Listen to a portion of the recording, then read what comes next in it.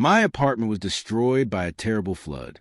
At 68 years old, I went looking for help for my daughter, but she said no, telling me her boyfriend needed space.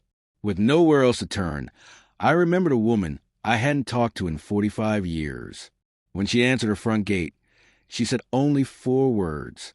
"I knew you'd come." My whole world changed that day. But before I tell you more, please click the subscribe button and write down which country you're watching from. We love knowing how far our stories reach. My name is Martin, and at 68, I thought I'd seen every bad thing life could give me. I was wrong. It started on a Monday that felt like any normal day in Portland, Oregon. I was sitting in my chair reading the newspaper when I heard strange dripping sounds. I got up to check, thinking maybe I left the bathroom faucet running. When I opened my bedroom door, water was pouring to the ceiling like a waterfall. The apartment above mine had a pipe that burst while the people were away on vacation. Water was flooding down through my rooms faster than I could believe. The smoke alarm, the water alarm should have warned me, but it was broken and I never replaced it. A simple mistake that would cost me everything I owned. I ran to grab my phone to call for help, but the water was everywhere, making it hard to walk, impossible to think clearly. I heard my bookshelf crash over and knew I had to leave right now. The water was eating through my apartment with a hunger that seemed impossible to stop. My only thought was getting out alive. I grabbed my wallet from the kitchen counter and ran for the front door. The last thing I saw before I escaped outside was my father's old photograph starting to float away from the wall. The neighbors were already outside when I came out, wet and shaking.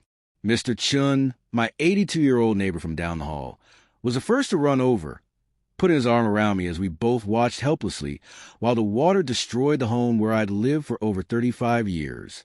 The building manager arrived in 15 minutes, but it was already too late. They managed to shut off the water, but my apartment was ruined. In just 2 hours, 35 years of memories were washed away.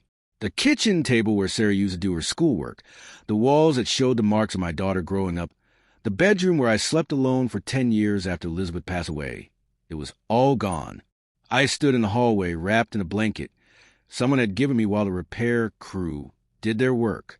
Later, they told me it was definitely the upstairs neighbor's fault. An old pipe that finally gave up.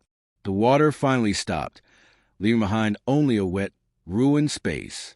The building manager walked over to me, his face wet from working, his eyes full of sadness I couldn't stand to see right then. "I'm truly sorry, sir.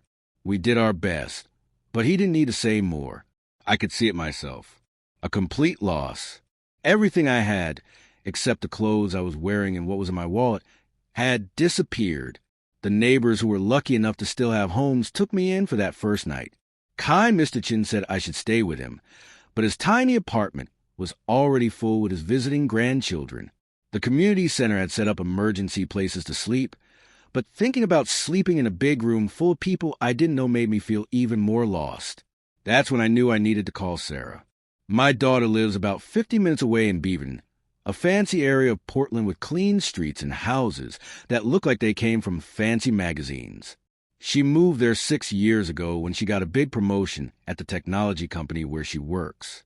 We weren't close, not the way fathers and daughters should be, but she was all the family I had left.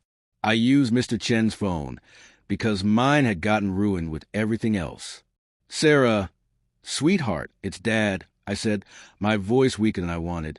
"Dad, what's happening? You sound upset. There's a flood." "Honey, the apartment is destroyed. Everything's gone." There was a silence that felt like forever. "Were you hurt?" "No, I'm okay. Just somewhat closed," and I breathed in some dusty air. "But I need somewhere to stay while I figure things out. Just for a little while." Another long silence. "Of course, Dad. Come over. We'll make it work." The relief that rushed through me was so strong I almost fell down. My daughter would help me. Even though we didn't talk much, even though holidays were always awkward, she was still my little girl. I spent the next morning staring at the wet ruins, waiting for the insurance person to come. He arrived exactly at 10 o'clock, a young man who looked like he'd rather be anywhere else, looking at what was left of my home with a clipboard and a camera. "Total loss," he said matter-of-factly, like those two words didn't mean my entire life. How much? I asked, even though I was scared to hear the answer. Well, you had insurance for about $150,000, but with what you have to pay first and how old everything was, we're looking at maybe $60,000, possibly less. $60,000 to rebuild 35 years of life. It felt impossible. Mr. Chen helped me buy some basic clothes and things I needed with the emergency money the community center had given me. Everything I now own fit into one small borrowed bag. That was IT. It was all I had left of the life I'd made. The drive to Sarah's house felt like traveling to a different world. Everything looks strange when you have nowhere to go back to. Familiar places, the coffee shop where I always bought my morning coffee, the park where Elizabeth and I used to walk on Sundays, all seemed to belong to someone else's life now. Sarah's neighborhood was perfect as always. Perfect grass, perfect sidewalks, perfect lives going on exactly like they did yesterday. I felt like an intruder, bringing my sadness into their clean world. Her house was a modern building with big windows and a black door that Derek, her boyfriend, had picked out. I'd met him exactly 4 times in the 3 years they'd been together. He was 35 and she was 42. He worked at a downtown coffee company and had thoughts about everything from what music to play to what kind of furniture to buy. I asked a taxi to stop in their driveway and sat quiet for a moment, finding my courage. This is temporary, I told myself, just until I can figure out what to do next, just until the insurance money arrives and I can find a small place somewhere. I never thought that walking up to my daughter's front door with my little borrowed bag would be one of the hardest things I'd ever done. But as I lifted my hand to ring the bell, I felt a familiar sinking feeling. The same empty feeling I got when Elizabeth died, like the ground was disappearing under my feet. I just didn't know yet how much deeper I was about to fall. Sarah opened the door before I could press the bell, like she'd been watching for me. For 1 second, seeing her familiar face, Elizabeth's smile, my own stubborn nose, made me feel like everything might be okay. She was my daughter, my only child. Surely family meant something. "Dad," she said, stepping aside to let me in, but her voice had something I couldn't quite understand. Distance, maybe, or worry. Derek appeared behind her almost right away, like he'd been waiting nearby. He wore black pants and a fancy shirt that probably cost more than I used to spend on a whole month of food. His blonde hair was styled perfectly, and his smile was the kind that never looked truly happy. "Martin, how terrible about your apartment," he said. But he was looking at my cheap bag, not at me. Sarah told me what happened. I put my bag down in their clean entryway, suddenly feeling bad about how I must look. My new clothes, cheap and plain, seemed wrong against the shiny floors of their hallway.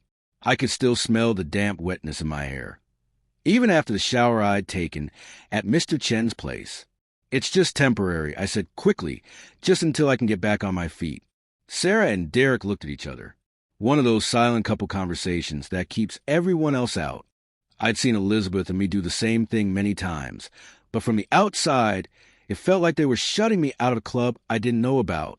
"Let's sit down and talk," Sarah said, leading me into the living room. Their house was beautiful like magazine houses are beautiful. Everything matched. Nothing was messy. White furniture that looked like nobody had ever actually SAT on it. Glass tables that reflected light from windows, so clean they seemed invisible. It was the kind of house where you were scared to touch anything.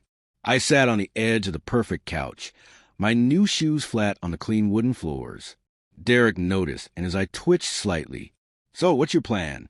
Sarah asked, sitting in the chair across from me, not next to me on the couch where she could put her arm around her worried father, but opposite me, like we were having a business meeting.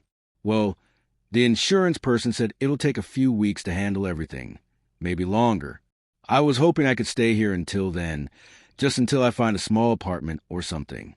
The quiet that followed lasted about 15 seconds longer than it should have. I watched Derek's face change. I saw his jaw get tight, without moving much. He leaned over and put his hand on Sarah's arm, a move that looked caring, but was clearly controlling. "Dad," Sarah started, and I knew from her voice that what came next would break my heart. "The thing is, Derek and I have been talking, and we really like our privacy here. We work long hours, and this house is our peaceful place, you understand? I blinked, not quite understanding. I wouldn't bother you. I'd stay out of your way. I'll help with cooking, cleaning. I won't be any trouble. Derek leaned forward, his voice soft but strong. It's not about being trouble, Martin. It's about room. This house is our first home together, and we're still learning how to be a couple here. I'm her father, I said, the words coming out sharper than I meant. Of course you are, Derek replied smoothly. And that's why we thought you'd be more comfortable somewhere else. Somewhere you can have your own space while you rebuild. I looked at Sarah, waiting for her to disagree with him. To remember that I was the man who had walked the floor with her through every sickness, who had worked extra jobs to pay for her college, who had held her hand through her divorce 5 years ago when her ex-husband left her for someone at his office. Instead, she nodded. Derek's right, Dad. We think you'd be happier with your own place. The words hit me like being punched. I actually felt my chest get tight, like someone was squeezing my lungs. Happier, Sarah? I lost everything yesterday. Everything. And you think I'd be happier alone in a hotel room than here with my family? It doesn't have to be a hotel, Derek said quickly. There are some nice weekly rental places near the shopping center. Very clean, very safe. And they have small kitchens, so you can cook your own food. I stared at this man who had only been in my daughter's life for 3 years, telling me where I should live after losing my home. And how am I supposed to pay for this nice weekly rental? The insurance money won't come for weeks. Sarah shifted uncomfortably. I could help with that. A few $100s to get you started. A few $100s? Like I was some distant relative she barely knew, not the man who gave her life. Sarah, I said, my voice barely a whisper. I changed your diapers. I rocked you when you cried as a baby. I taught you how to ride a bicycle. I helped you with your homework. I held you when you cried because Tommy Martinez broke your heart in high school. Her face twisted a little, but Derek squeezed her arm harder. Nobody's questioning your history, he said. We just think everyone would be more comfortable with some boundaries.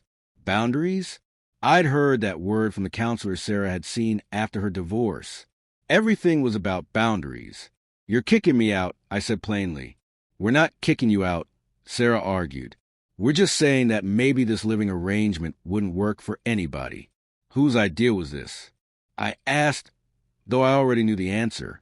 I could see in the way Derek leaned back slightly, satisfied, like he had won something. We discussed it together, Sarah said, but she wouldn't look at my eyes. I stood up slowly, my knees making cracking sounds that reminded me I was 68 and alone in the world. I understand. Dad, don't be like that. We're trying to do what's best for everyone. What's best for everyone? I repeated the words like they were in a foreign language. What would be best for everyone, Sarah, is if your father didn't have to sleep on the street tonight. Derek's perfectly styled face twisted into a look of concern. You don't have to sleep on the street. Like I said, there are options. I looked around the perfect living room one last time, at the family photos that showed Sarah and Derek, but none of me, at the expensive furniture nobody was allowed to truly use. At my daughter who had chosen this cold, fancy man over her own father. You're right, I finally said. There are always options. I picked up my small bag. Its weight felt heavier now that I knew where I wasn't wanted. Sarah stood up, looking uneasy, but not uneasy enough to change her mind. I'll call you in a few days, she said, as soon as you get settled somewhere. Don't bother, I said, surprised by how steady my voice sounded. I wouldn't want to invade your peaceful place. Derek had enough shame to look slightly embarrassed, but not enough to speak up. Not enough to say, wait, this is wrong. She's your father. I walked out of that perfect house with its perfect couple and its perfect boundaries and stood on the sidewalk for a long time before I could make myself walk. Through the front window, I could see Sarah and Derek talking, probably about how difficult I was being, how much drama I was bringing into their peaceful lives. The irony wasn't lost on me. I had spent years after Elizabeth died telling myself I was strong, independent, that I didn't need anyone. Now, when I truly needed help, I learned that independence is something you can only have when you have choices. I walked to a small, cheap hotel down the street. and spent almost all the money I had left on a room for the night. Sitting on the hard bed, staring at the crack walls, I tried to figure out where a 68-year-old man with almost no money and only one bag of cheap clothes was supposed to go. That's when I remembered the letter I'd carried in my wallet for nearly 45 years, saved by luck because it was with me when the flood happened, yellow with age and soft from being touched so much. A letter I never thought I'd actually use, from a woman I loved when the world was young and everything seemed possible. Catherine Wells, the woman who promised we'd find each other again one day before life got away, and that day never came. I spent 4 nights in that cheap hotel before I found the courage to write back. For nights waking up with a sore back from the thin bed and the taste of shame in my mouth. For nights listening to fights in the hallway and the never-ending sound of traffic outside the badly insulated window. For nights washing my few new clothes in the small bathroom and hanging them to dry on the room's single chair. The letter felt like tissue paper between my fingers, worn smooth from 45 years of being carried but never answered. Catherine Wells was written in faded black ink. Below that, an address in a neighborhood I didn't recognize. On the back, in my own young handwriting, always remember M. I had written those words when I was 23, believing with the complete certainty of youth that Catherine Wells would be the great love of my life. She was 22 with red hair that caught the sunlight and eyes the color of the summer sky. She worked at her mother's flower shop after college and dreamed of bigger things, of opening her own business that mattered. We dated for 8 months, which at 23 felt like forever. She used to take me to the riverside at the edge of town where we'd sit on the dock and talk about our plans.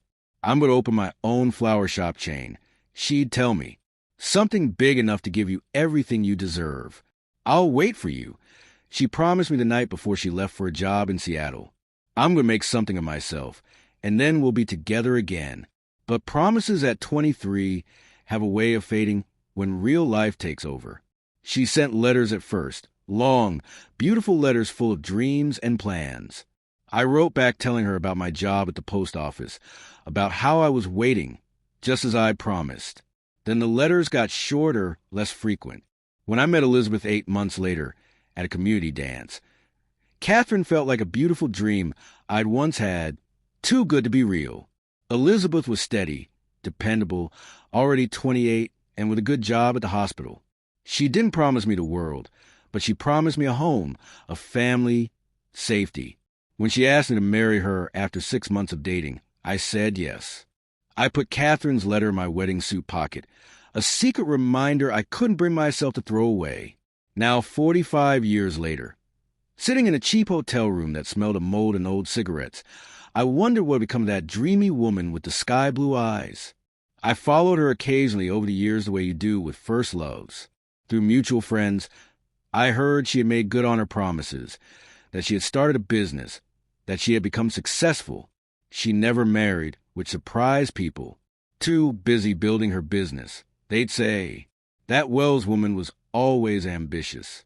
The last I heard, maybe 10 years ago, her company had grown beyond Oregon to Washington and California. Wells Botanical Gardens, creating beautiful gardens and green spaces. The young woman from the flower shop had become the kind of woman who wore business suits and made decisions that affected hundreds of people. What would that woman want with a 68-year-old widower staying in a cheap hotel with nothing but a bag of clothes from a discount store? The rational part of my brain said it was ridiculous, pathetic even. You don't contact someone after 45 years because your life has fallen apart. You don't look up your young love when you're old, desperate, and have nowhere to go. But rational thought is a luxury when you're counting the coins in your wallet and trying to figure out if you have enough for one more night stay. On the 5th morning, I couldn't take it anymore. My back hurt from the hard bed. The money was running out, and the hotel had already warned me they'd need the room for someone else coming the next day. I sat at the room's little table, staring at the letter, my hand shaking beyond just a morning cold. What would I say? Hello, Catherine. Remember me? I'm homeless now. Can you help?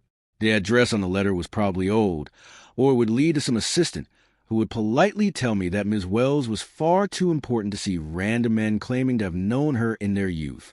But what if it wasn't? What if she answered? My heart pounded as I wrote my letter. Each word felt like a step off a cliff. I wrote about the flood, about Sarah, about having nowhere to go. I wrote about remembering her after all these years, about the letter I kept.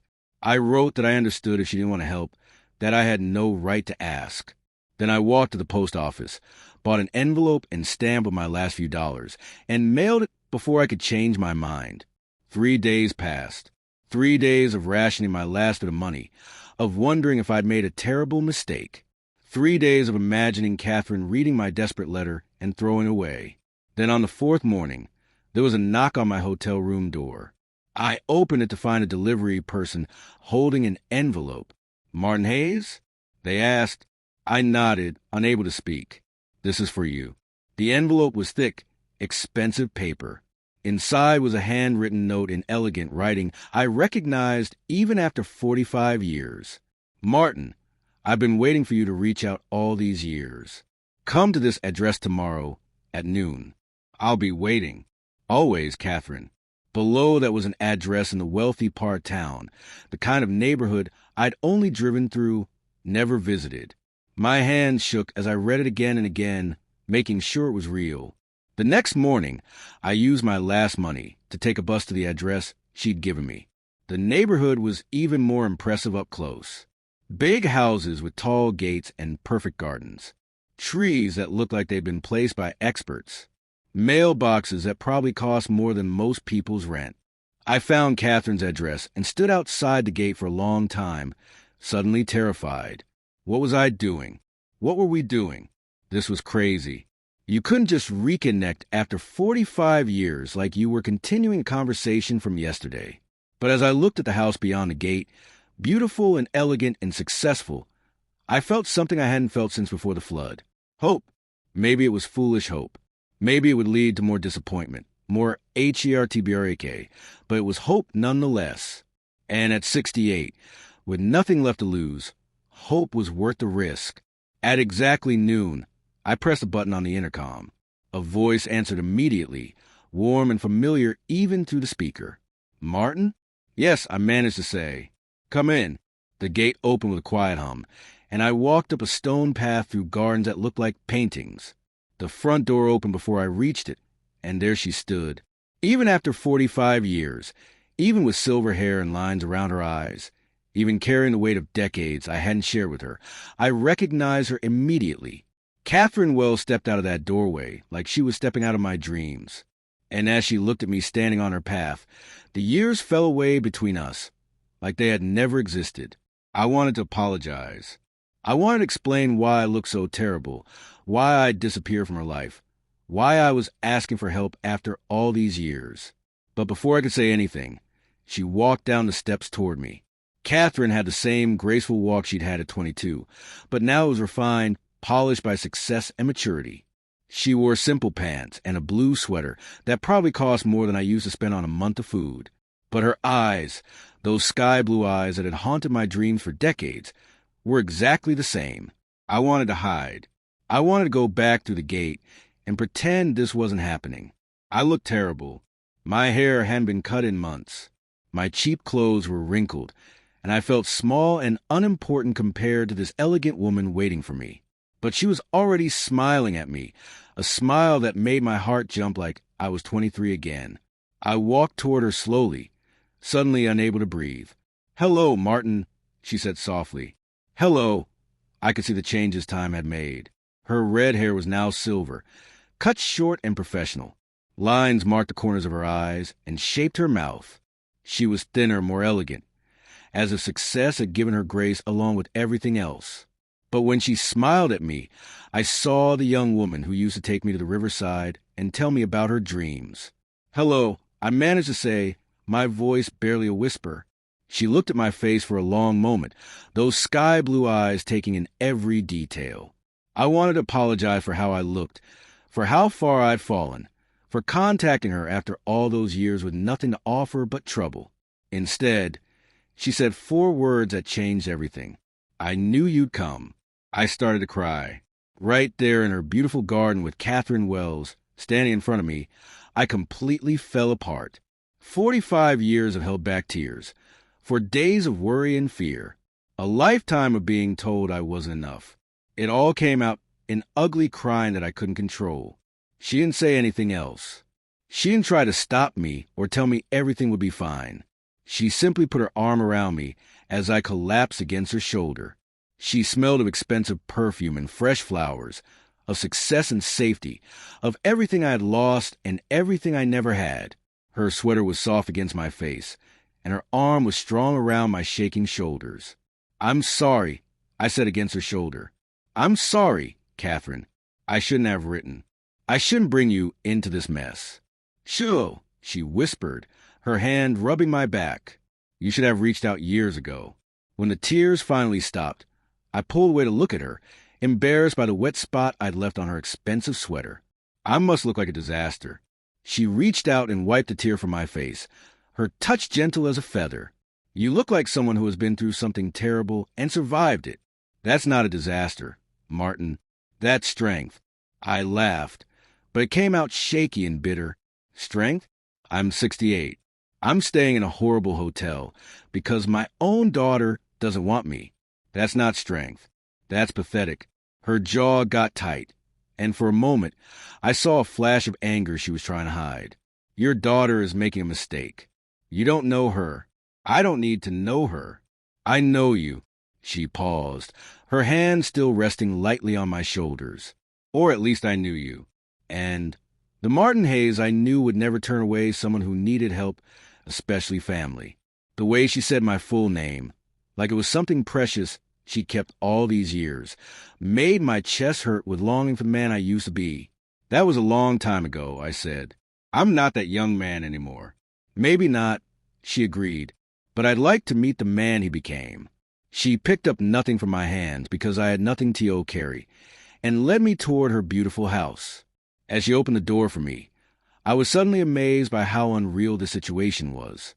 The morning of the flood, I had a home, memories, a life built over decades. Now I was walking into the house of a woman I hadn't seen in 45 years with no idea what came next. "Where are we going?" I asked as we stepped inside. "Home," she said simply. The inside of her house took my breath away. It was elegant without being cold. Wooden floors that glowed like honey, tall ceilings, furniture that looked expensive but actually comfortable.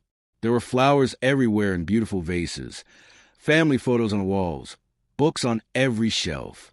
It felt like a home where someone actually lived, not just a showcase for success. "Are you hungry?" Catherine asked, leading me into a kitchen that was bigger than my old living room. "I was just about to make lunch when I got your letter." I realized I was starving. The hotel breakfast had been only hard toast and terrible coffee, and my stomach was cramping with emptiness and nerves. "I don't want to be any trouble," I started, but she stopped me with a look. "Martin, stop. You are not trouble." "You are." She paused, searching for words. "You are the answer to something I've been wondering about for 45 years." While she cooked, and she actually knew how to cook, moving around that huge kitchen with the ease of someone who had learned to take care of herself, I looked at the photographs around the room. Catherine at business openings, shaking hands with important people. Catherine with different men at fancy parties and business dinners. Always smiling, but never looking completely happy. "Tell me about your life," she said, placing a plate of delicious chicken and fresh vegetables in front of me. "Tell me about Elizabeth, about your daughter, about everything I missed." So I did. Over a lunch that tasted like heaven after days of terrible food, I told her about my marriage to Elizabeth, steady and comfortable, giving me safety and friendship, if not passion. About Sarah, the baby I had wanted so much and loved so deeply, who grew up to be a stranger who valued her boyfriend's comfort over her father's needs. I told her about the years of being a good husband, a good father, a good widower, about the flood that had taken everything I owned, and the daughter who had taken everything I had left. Catherine listened without stopping me, her sky-blue eyes never leaving my face. When I finished, she was silent for a long moment. "I'm sorry," she finally said. "I'm sorry about Elizabeth, about your apartment, about your daughter. But I'm not sorry that you wrote to me." "Why?" The question came out smaller than I intended. She reached across the table and took my hand in hers. Still strong, still gentle, still able to make my heart race after all these years. Because I never stopped thinking about you, she said quietly. Because every success I achieved, every business deal I made, every dollar I earned, it was all so I could be worthy of you if you ever came back to me. Catherine, I know this sounds crazy. I know 45 years is a long time and we're different people now. But when I read your letter, it was like the missing piece of my life finally fell into place. I looked at our joined hands, hers tan and well cared for, mine worn by work and showing every day of my 68 years. I'm not the young man you remember. You're better, she disagreed. You're real. You've lived and loved and lost and survived. That 23-year-old young man was nice, but he was only potential. You are the man that potential grew up to be. The words settled around my heart like a warm blanket, healing wounds I didn't even know I was still carrying. For the first time in longer than I could remember, I felt seen. Not as someone's father or someone's husband or someone's burden, but as myself. What happens now? I asked. Catherine smiled. That same beautiful smile that made me fall for her when the world was young. Now we figure out what the rest of our lives look like together. If you'll have me.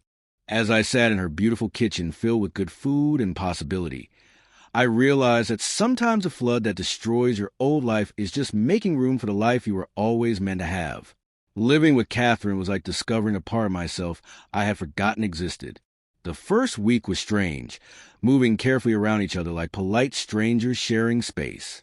She gave me the entire guest floor of her house, a room bigger than my old bedroom, a private bathroom with a shower that felt like rain, and a small sitting area overlooking her beautiful gardens.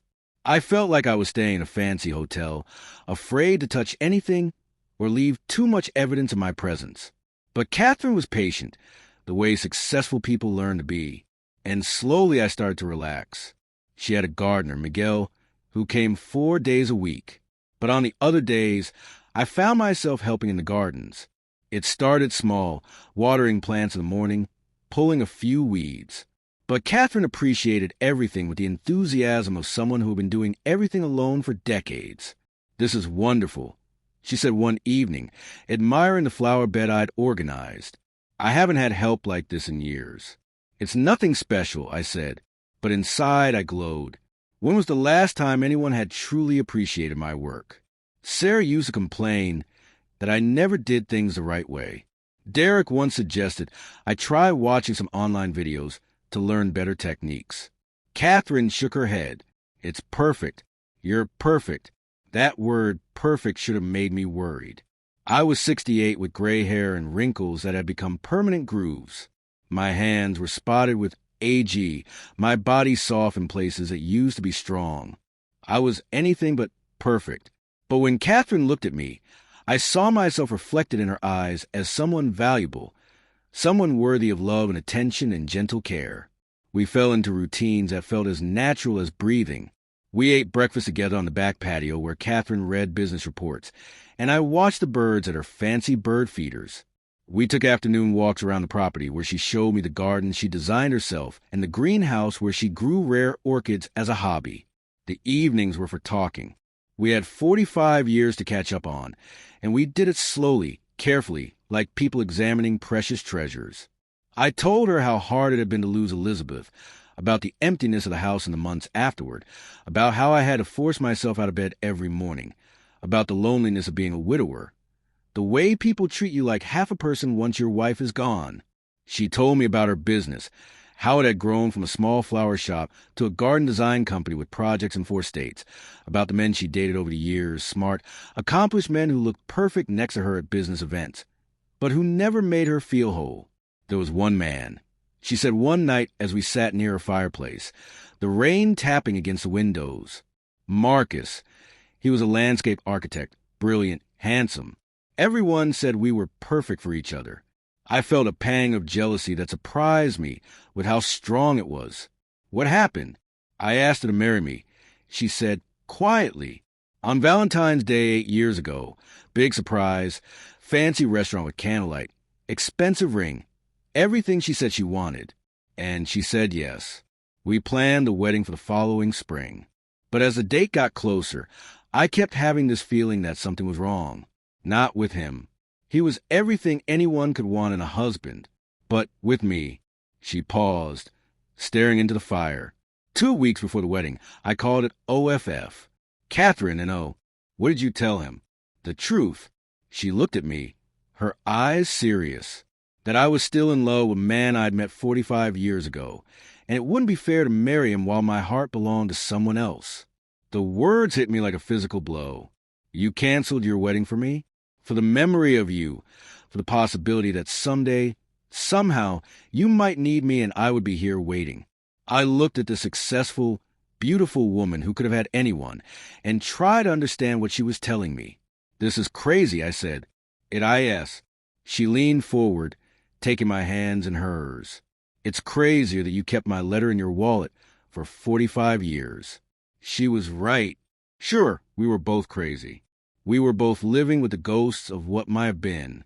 But somehow, against all odds, our particular kind of crazy had brought us back together. For weeks after I arrived, Sarah called. I was in Catherine's garden planting new flowers and humming to myself. Actually humming, something I hadn't done in years, when my phone rang. Sarah's name on the screen made my stomach tighten with familiar worry. Hello, sweetheart, I said, trying to keep my voice calm. Dad, her tone was strange, carefully controlled. I've been trying to call you. Your phone keeps going to voicemail. That was true. I'd been ignoring her calls, not ready to deal with whatever guilt or duties Sarah might try to push on me. I've been busy. Busy doing what? Dad, I heard you left the hotel weeks ago. Where are you living? I looked around Catherine's beautiful property, at the fresh flowers she brought home that morning, at the expensive garden tools on the bench. I'm staying with a friend. What friend? Dad, you don't have friends with money. Her assumption offended me, partly because it had been true for so long. After Elizabeth died, I'd let most of my friendships fade, too tired and too proud to keep relationships when I had nothing to offer in return. Would you be surprised? I said coldly. There was a pause, and I could practically hear her thinking about this information. Dad, I think we need to talk. Derek and I have been discussing things, and we think maybe we made a mistake. Maybe you could stay in our guest room for a while, just until you get back on your feet. The offer that would have meant everything to me a month ago now felt hollow, insulting even. What made you change your mind? Another pause. We realized that maybe we were too focused on our needs. Family needs to stick together. What she meant, I realized, was that she probably heard to the neighborhood gossip that her father was no longer staying in a cheap hotel. Someone had mentioned seeing him with a well-dressed woman in a nice garden. Sarah was curious, and curiosity had made her generous. That's very kind of you, I said, but I'm perfectly happy where I am. Dad, you can't just move in with a stranger. It's not safe. What do you even know about this person? I know she's never made me feel like a burden, I said quietly. I know she values my company and appreciates my work, and she tells me I'm valuable every single day. The wedding wasn't like my first one. When I married Elizabeth 45 years ago, it was all about what everyone else expected. Big ceremony, church with hundreds of people, reception at the community hall with a band and dancing. We invited everyone we knew and several people we didn't particularly like, because that's what you did.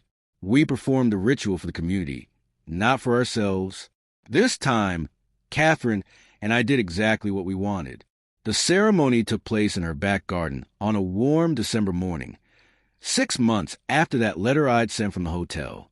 The minister was an old friend of Catherine's, and the only witnesses were Miguel the gardener and Susan, Catherine's business partner and best friend of 30 years. I wore a simple gray suit that Catherine said made me look handsome, and she wore a cream-colored dress that made her look like sunshine. No stress, no worry, no pressure of impressing anyone.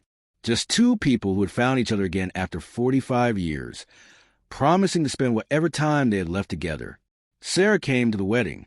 I had wondered whether to even invite her, but Catherine convinced me to try one more time. She's your daughter, she said simply. You'll regret it if you don't give her a chance to make it right. So I called her 3 weeks before the ceremony. Catherine and I are getting married, I said plainly. December 20th at 2 o'clock. You're welcome to come, but Derek is not invited. She showed up alone, looking uncomfortable in a dress that probably cost more than my monthly expenses. She shook Catherine's hand politely. She made polite small talk and even managed a real smile when the minister declared us husband and wife. But I could see the calculation in her eyes. The way she looked around at Catherine's property, her house, the obvious signs of wealth. This morning, I woke up in Catherine's ARMS in my wife's arms, in the room that became OURS, in a house that became our home. Sunlight came to the windows overlooking the gardens we tend together, and I could smell the coffee Catherine makes every morning before I wake up. At 69, I am happier than I've ever been. Not because of Catherine's money or her beautiful house or her success, but because someone sees me, truly sees me, and chooses to love what she sees. The flood took my old life. It destroyed it and washed it away. But sometimes I think, as I watch Catherine read her morning paper across the breakfast table, destruction is just another word for new beginning. Sometimes you have to lose everything you thought you wanted to find everything you truly needed. And sometimes, if you are very, very lucky, first love gets a second chance to become forever love. The letter I kept for 45 years is framed now, sitting on Catherine's desk in her home office. A reminder that some promises are worth keeping, even when it takes 45 years to make them come true. Did you like the story? And which country are you watching from? Let's meet in the comments. If you enjoyed the story, you can support me by sending a super thanks so I can keep bringing more stories like this. Thank you so much for your amazing support.